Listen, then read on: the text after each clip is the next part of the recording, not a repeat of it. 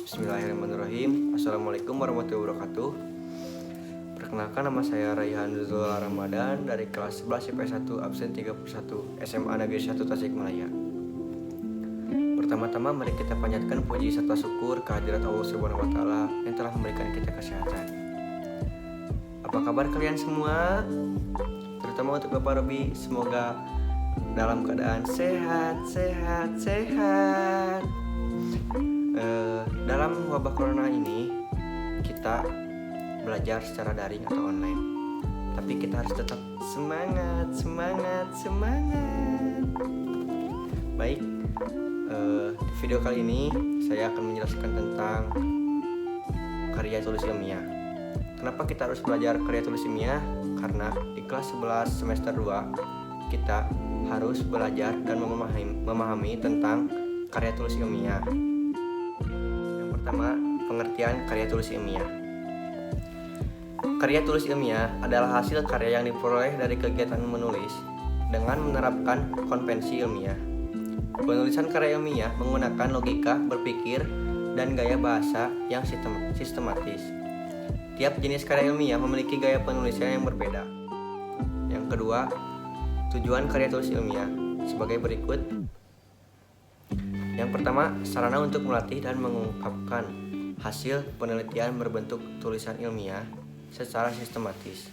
Yang kedua, menumbuhkan etos ilmiah di kalangan siswa dan mahasiswa. Yang ketiga, melatih siswa dan mahasiswa agar menjadi penghasil, produsen, pemikiran, dan karya tulis dalam bidang ilmu pengetahuan, tidak hanya sebagai konsumen. Nomor 4, sebagai wahana transformasi pengetahuan bagi sekolah dengan masyarakat, kampus dengan masyarakat atau orang-orang yang tertarik membaca. Nomor 5, membuktikan potensi dan wawasan ilmiah mahasiswa untuk menghadapi dan menyelesaikan masalah. Yang keenam, melatih keterampilan penelitian dasar dengan benar. Yang ketujuh, melatih pengembangan keterampilan membaca efektif. Yang kedelapan, melatih kemampuan untuk menggabungkan berbagai sumber data dan sumber bacaan.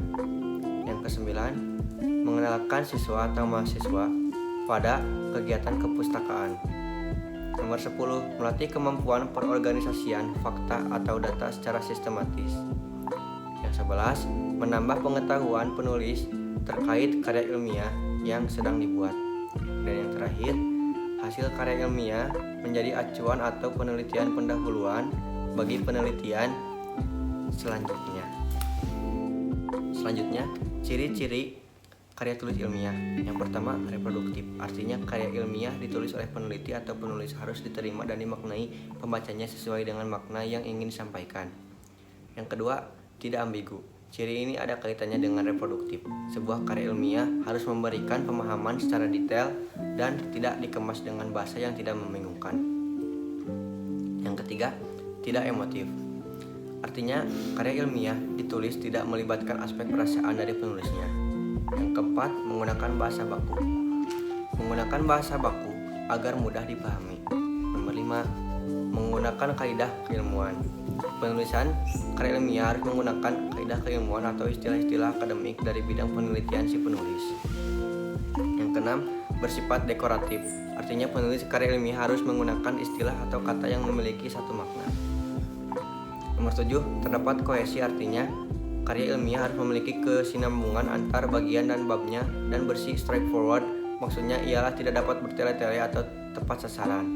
Yang ke-8, bersifat objektif. Karya ilmiah harus bersifat objektif. Hal ini sangat penting karena karya ilmiah tidak dibuat berdasarkan perasaan penulisnya. Nomor 9, menggunakan kalimat efektif.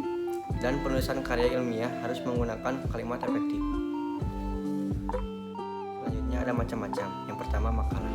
Makalah merupakan karya ilmiah yang menyajikan sebuah masalah yang penyelesaiannya mengandalkan berbagai macam data yang ada di lapangan. Yang kedua, artikel.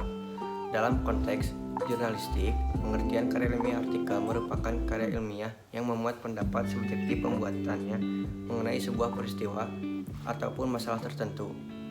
Sedangkan jika dipandang dari sudut pandang ilmiah, artikel dapat diartikan sebagai karya tulis yang sengaja dirancang untuk dimuat dalam jurnal ataupun kumpulan artikel yang dibuat dengan memperhatikan kaidah penulisan ilmiah dan mengikuti pedoman ilmiah yang berlaku. Yang ketiga, skripsi. Skripsi merupakan karya ilmiah yang dibuat oleh mahasiswa untuk bisa mendapatkan gelar sarjana S1. Yang keempat, kertas kerja. Kertas kerja atau work paper pada dasarnya sama dengan makalah, namun dibuat dengan analisis yang lebih mendalam dan tajam serta dipresentasikan pada seminar atau lokakarnya yang biasanya dihadiri oleh ilmuwan. Yang kelima, paper. Paper adalah sebutan khusus untuk makalah di kalangan mahasiswa dalam kaitannya dengan pembelajaran dan pendidikannya sebelum menyelesaikan jenjang studi diploma S1, S2, dan atau S3. Yang keenam, tesis. Tesis adalah karya tulis ilmiah mahasiswa untuk menyelesaikan program studi S2 atau panca sarjana dan bersifat lebih mendalam dibandingkan 11 skripsi. 7. Disertasi. Disertasi atau PhD. Tesis diperuntukkan bagi mahasiswa program S3 atau meraih gelar doktor. Selanjutnya ada struktur. Yang pertama, pendahuluan. Bagian pendahuluan berisikan dasar-dasar penelitian ilmiah dilakukan, masalah yang diangkat, dan mekanisme penyelesaian masalah itu. Yang kedua, isi dan pembahasan. Bagian isi dan pembahasan ini bisa terdiri dari satu atau lebih bab. Jumlah bab pada bagian ini bergantung seberapa pelik pembedahan dan pembahasan dari bahan penelitian. Yang ketiga, ada kesimpulan. Bagian kesimpulan berisikan kesimpulan dari hasil analisis pada bagian isi dan pembahasan. Kesimpulan yang disampaikan pada bagian ini berupa penjelasan singkat dan padat mengenai hasil analisis. Biasanya, bagian ini hanya terdiri dari satu bab. Jadi kesimpulannya, karya tulis ilmiah tersebut sangat bermanfaat bagi kita di kehidupan sehari-hari, terutama kita sebagai pelajar. Terima kasih yang telah menonton video ini, semoga bermanfaat. Mohon maaf bila ada salah kata. Assalamualaikum warahmatullahi wabarakatuh. Bye bye.